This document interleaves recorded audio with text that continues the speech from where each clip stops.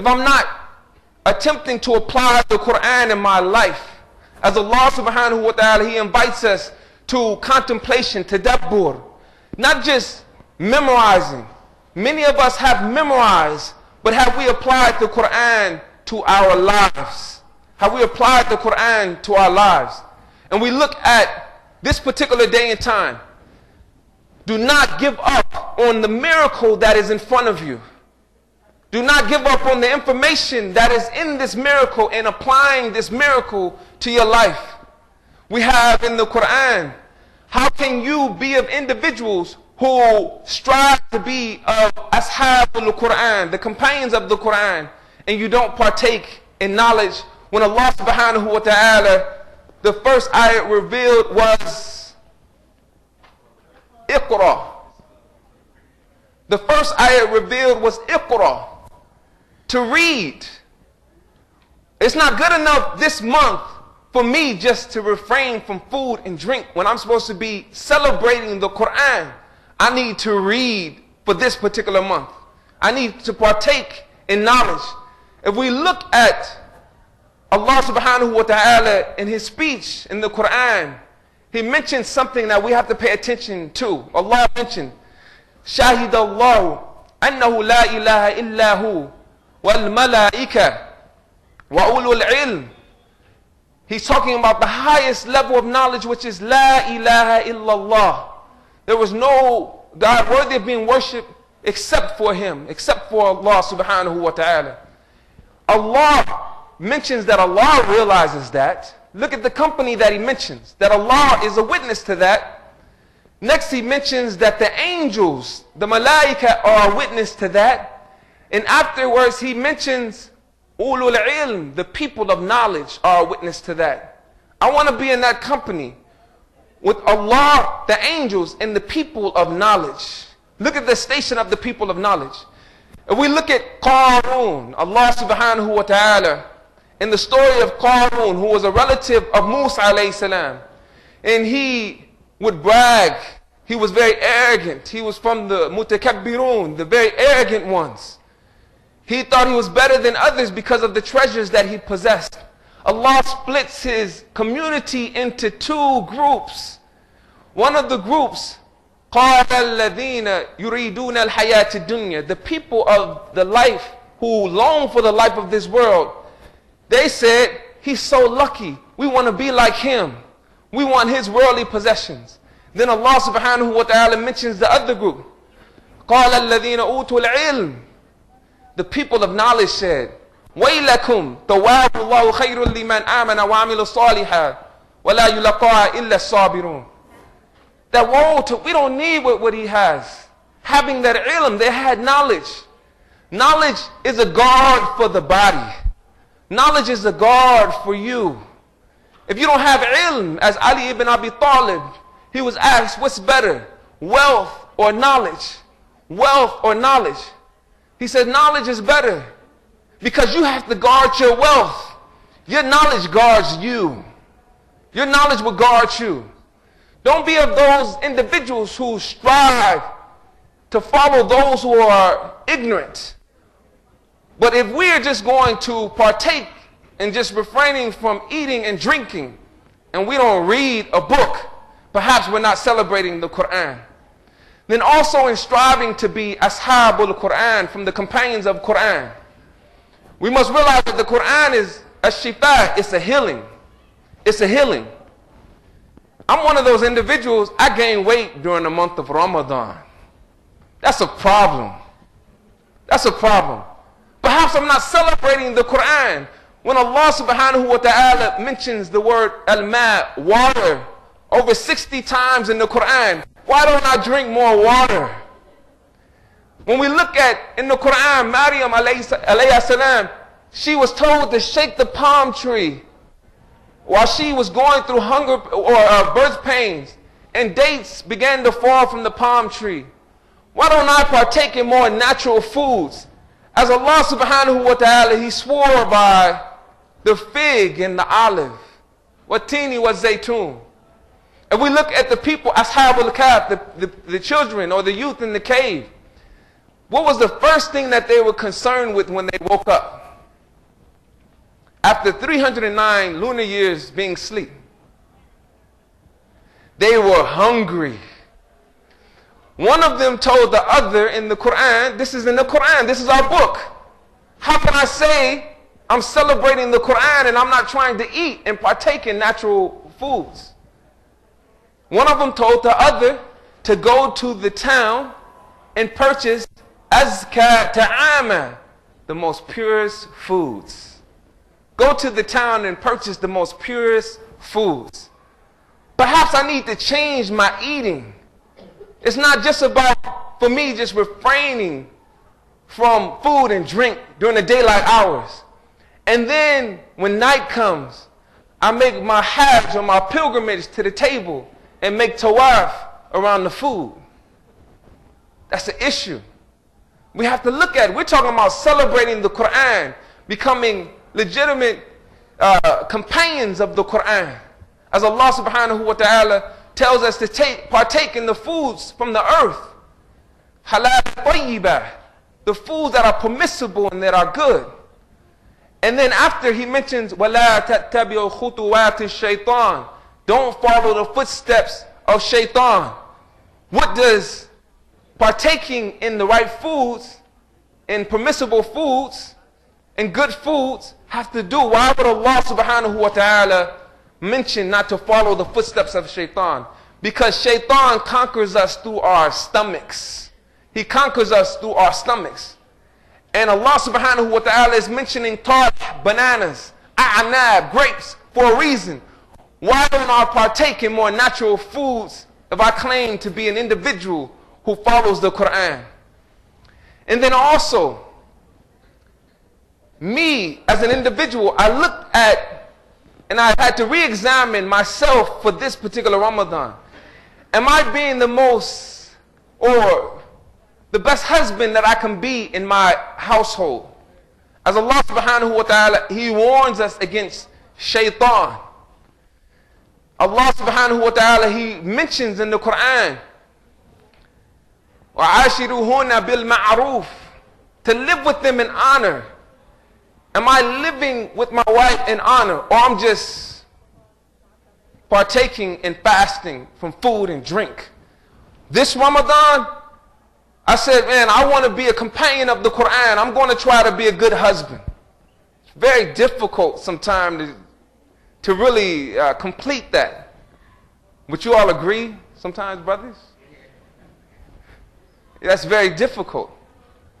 But if I'm trying to be or attempting to be a companion of the Quran, I need to follow what the Quran says. هُنَّ لِبَاسٌ لَكُمْ وَأَنْتُمْ لِبَاسٌ لَهُنَّ. They are garments for you, you are garments for them. Would any of us like to be in here without garments on? I need an answer on that one, please. Yeah, you are scaring me, okay? It's Laylatul Qadr. This may be Laylatul Qadr. You know, so none of us, would any of us like to be in this particular room without any garments? No. I need everyone to answer on that one. Would any of us like to be in this room without any garments? No way. No way. And if you do, you need to re-examine your heart. But I know none of us would like to be in that state.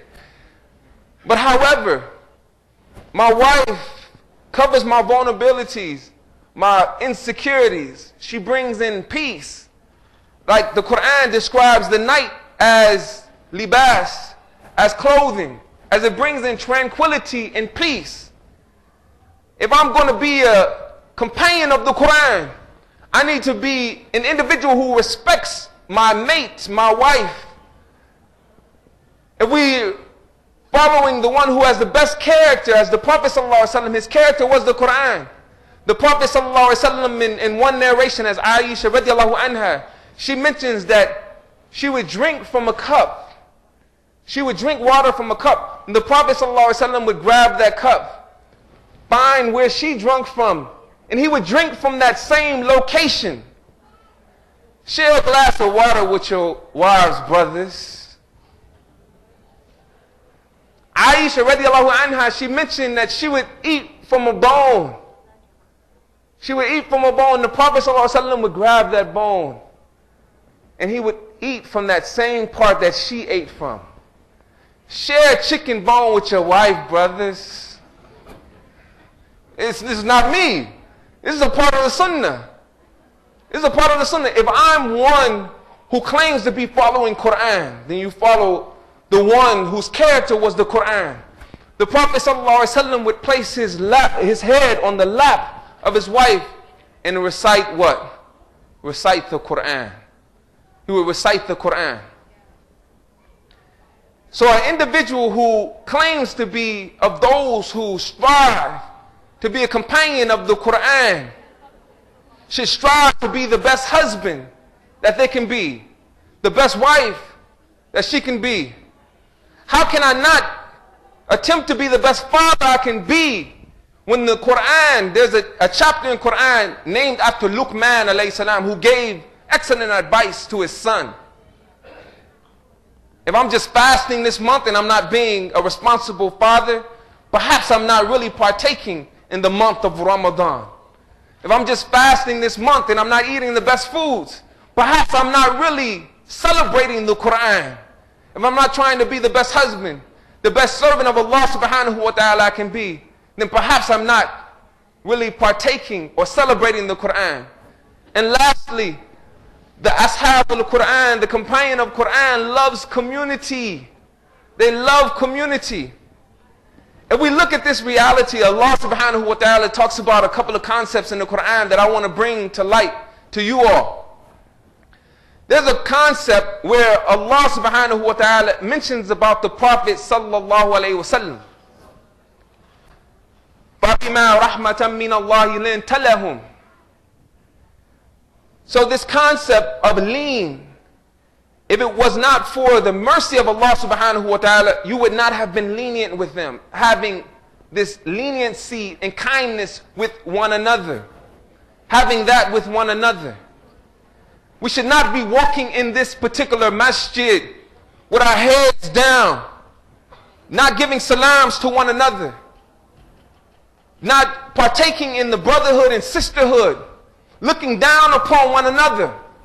There's something wrong with that. We are not displaying, we are not celebrating the Quran in our lives if we don't have that lean, if we don't have that kindness with one another.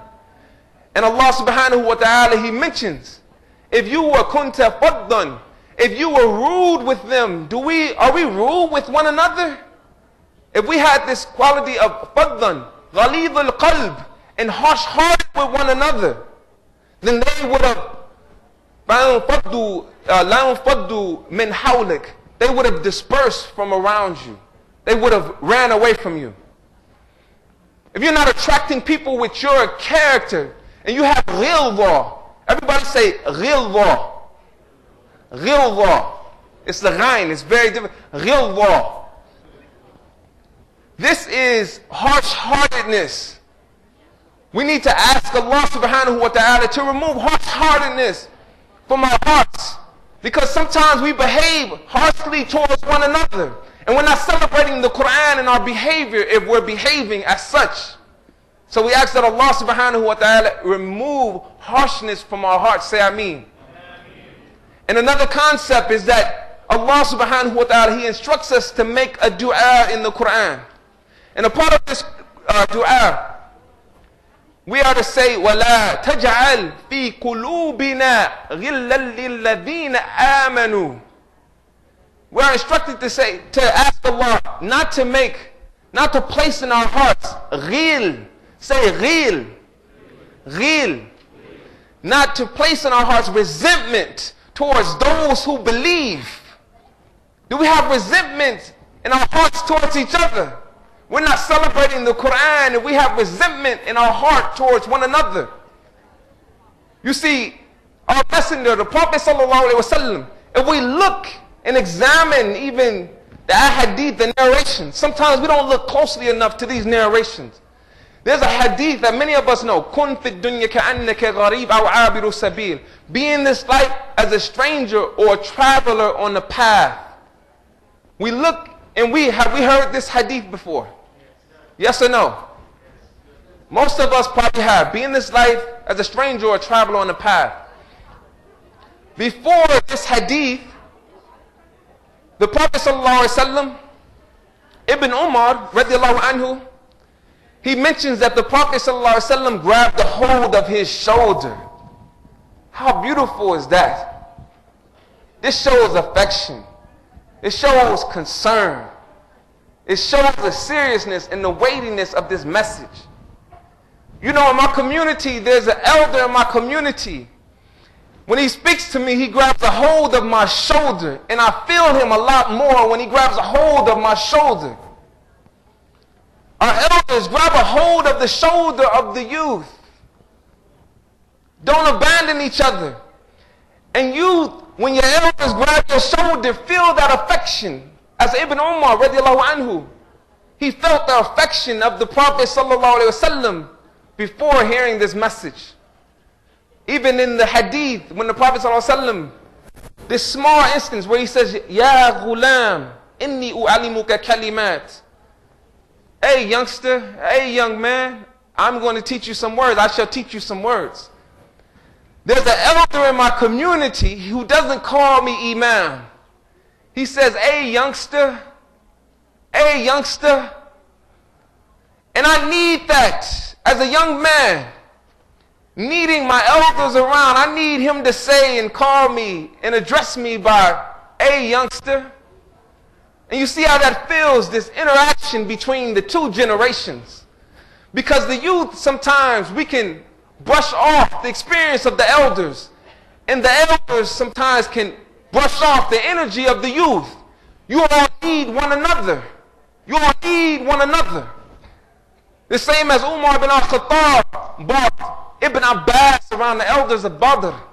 And he says, why are you bringing this young dude around us? What does he have to do with us? We the elders of Badr. And Umar bin al-Khattab allowing Ibn Abbas to be in their company because of his knowledge of what? The Quran. The only reason that I'm here because of the Quran. And the Quran teaches us that we need one another as the two generations. In the battle of Tabuk, infiru kifafan wa thiqalan, gather the young. Go ahead and battle. Go forth and battle. The young and the old. In the battle of Tabuk, there was one of the elders with his eyebrows hanging down low. Gray eyebrows hanging down low. And I see my elder with gray eyebrows hanging down low. And I need my elders, and don't get offended, gray eyebrows are beautiful. I need that elder to grab my shoulder and give me his experience. I need him to address me sometimes by, hey, youngster. And the elders have to know that you all can't retire because we need your experience. And if you think you're old, you're not old. The sun is old, and the sun still shines. The moon is old, and the moon still comes out. There's trees that's 300 and 400 years old. You all can't abandon each other. This is community. Don't let shaitan split you up. This is community. If we're claiming to be people of Quran, we need to do as such and follow the Quran. It's not just about fasting and refraining from food and drink during the daylight hours, but it's actually about applying Quran to your lives. Applying Quran to your lives. And the Quran is such a beautiful book. It's a miracle for each and every one of us. Continue to partake in the Quran. Don't abandon one another. The two words I want you all to remember for tonight is ghil. Ask Allah subhanahu wa ta'ala to remove ghil from your hearts. To remove resentment from your hearts. We ask that Allah subhanahu wa ta'ala remove resentment from our hearts towards the believers. Say Ameen. And we ask that Allah subhanahu wa ta'ala place in our hearts lean. Everybody say lean. Which this kindness and leniency. And remove from our hearts ghilza, which is what? Harshness, harsh-heartedness. Remove that from our hearts. This is a beautiful sight right here. I don't know about you all, from my vantage point, looking at the beautiful faces, the smiles. Assalamu alaikum, sisters. I hear y'all talking up there too. And alhamdulillah, it's all good. But for the most part, alhamdulillah, you all have a beautiful community. Keep your community together. Don't let nothing break your community up. Strive to be companions of the Quran. And it's about more than just refraining from food and drink. It's about applying this message to your life. The Sahaba, they would memorize 10 ayahs of Quran and then apply it. It's not about how much you memorize, but how much can you apply in your lives. So alhamdulillah, I thank you all for your invitation tonight. If you all had any benefit, it's from Allah subhanahu wa ta'ala. And if you heard something strange, that's perhaps it's from me. And ask Allah subhanahu wa ta'ala to forgive me if it sounds too strange. And we ask that Allah subhanahu wa ta'ala, Allahumma gfir li hayyina wa mayyitina wa shahidina wa ghaibina wa sagirina wa kabirina wa dhakarina wa unthala. We ask that Allah subhanahu wa ta'ala forgive all of us and exalt our station in this life and in the hereafter. And if you all have any questions, alhamdulillah. If not, I'm going to go to another masjid, inshallah, and I'm going to come back and visit. I just want to come back and hang out with you all. It's not, this whole lecture thing is played out. I want to come back one day, we play basketball or something. You know what I'm saying? But if you all have any questions now, huh? Okay, I'll come back, man. Let me get in shape a little bit more, man, after Ramadan, inshallah. But if you all have any questions, alhamdulillah, I'm here. If not, huh? Okay, alhamdulillah. He's like, man, go on, get on out of here. So alhamdulillah, any questions? Yes, sir.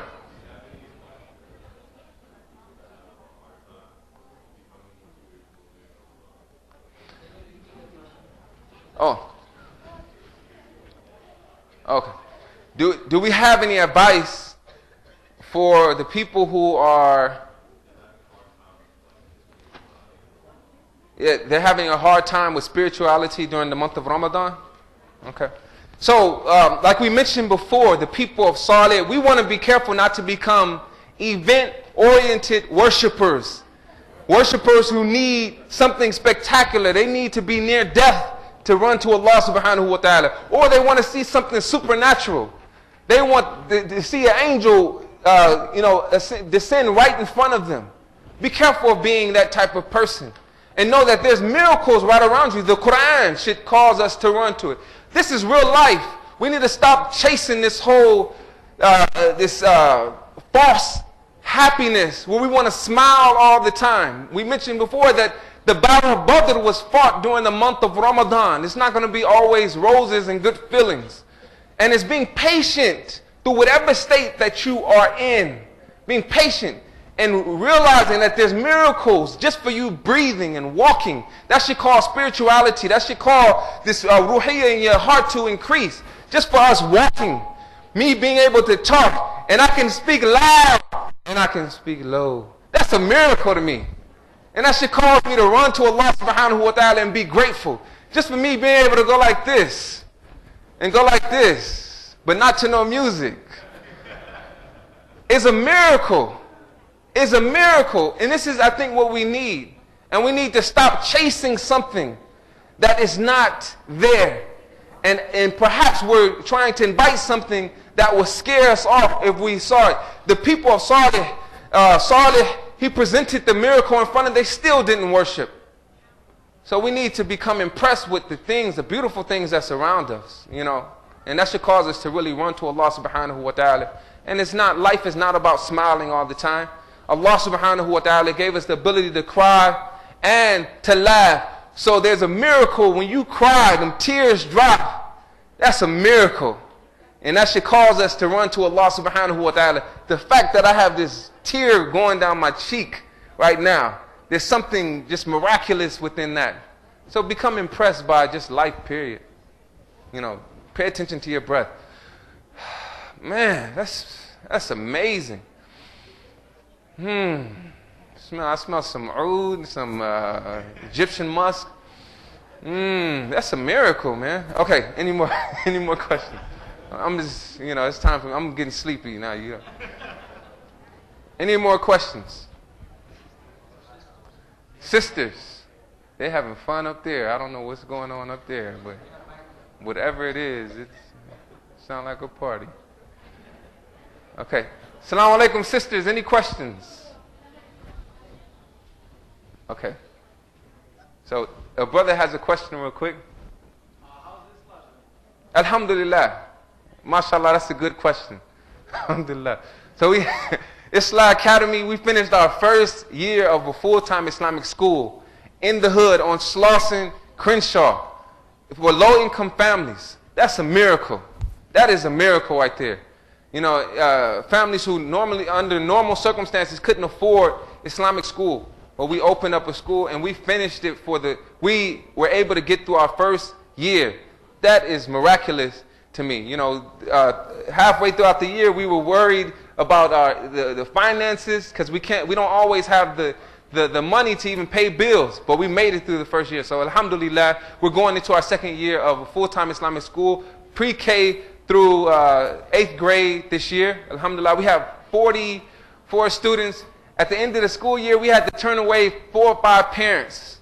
That is, you know, beautiful. And then we have prison re-entry work that we're doing. We're going up here to Mount Baldy, not too far from here, and we're taking ex-offenders, ex-inmates, and we're taking them to unpack and have a retreat for 4 days, alhamdulillah. So a lot of good, beautiful stuff going on. We have a backpack giveaway for the community. We're out serving the people. You have to be in touch with the people. If you're not in touch with the people, you're not going to see how important the Quran is in your life. How the people deprived of the Quran, they need a lot of assistance. And we have the Quran right here with us. So alhamdulillah, we have a new masjid being built. It's going to take time. The city is giving us a hard time. But alhamdulillah, inshallah, make dua for us. We'll have a new masjid right there on Slauson. I don't know if you all have been to Slauson. And if you have been to Slauson, I'm going to question you a little, what you're doing on Slauson.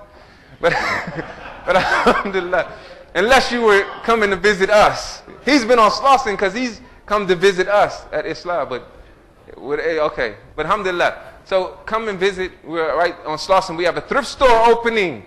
Thrift store opening in 2 weeks, inshallah.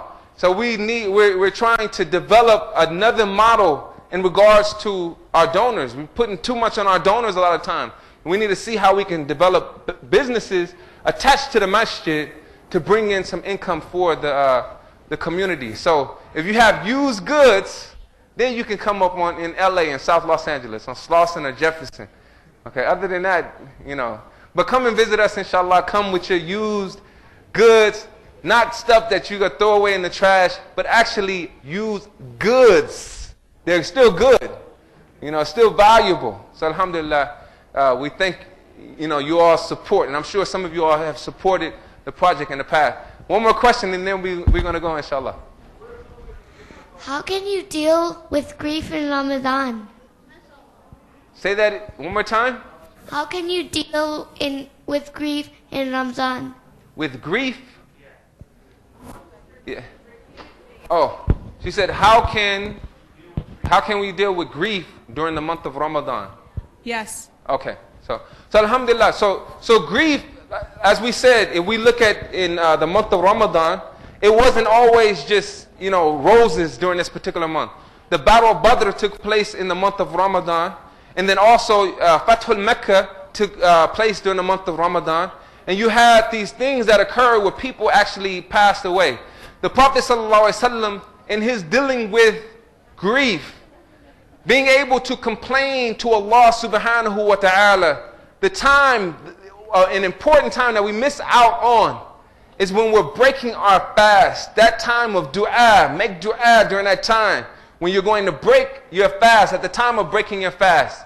And also, if you're in grief, you find other people who are in grief and you help them out. Because Allah subhanahu wa ta'ala, Allahu fi awni al-abd ma kana al-abdu fi awni akhi. You know, Allah helps his servant as long as his servant is helping his brother. And Allah subhanahu wa ta'ala will lighten your load, and when you're lightening the load of other people. And also, don't complain. Don't complain. Complain to Allah subhanahu wa ta'ala. The Prophet ﷺ, when his son was passing away, he says, إِنَّ الْعَيْنَ تَدْمَعْ وَالْقَلْبَ يَحْسَنْ وَلَا نَقُولُ إِلَّا لَا يُرْضِي رَبُّنَا. That yes, his eyes are tearing and his heart is saddened, but he's not going to say things that his Lord disapproves of or his Lord is not pleased with. When you're in grief, use the best language. Don't use foul language. When people, human beings are grieving, we use F-bombs, B-bombs, S-bombs, and you all know what I'm talking about. Inna lillahi wa inna ilayhi raji'un. From Allah we come, to Allah we return. Use the best language. Come from the Quran and be patient in grief. For patient during a time of grief, Allah subhanahu wa ta'ala rewards without there being a cap. Being patient. So, I hope that was clear. Okay, so alhamdulillah. Thank you all for allowing me to visit here. How do we feel? One more time before I leave. Who was that? MashaAllah. So good. What else? Two more. Super, man. That's your homeboy right there, huh? That was, okay. This is awesome. MashaAllah, man. Appreciate you. Appreciate you. سبحانك اللهم وبحمدك نشهد أن لا إله إلا أنت نستغفرك ونتوب إليك. السلام عليكم ورحمة الله وبركاته. Thank you all. Brothers and sisters, Assalamu alaikum. Very impromptu message that I got from the administration. Some of the sisters, or maybe mostly it's the sisters, they are throwing their kids' diaper in the toilet seat. Wallahi, this is not good, because once it clogs, the whole, the masjid may fill with filth. So please, please.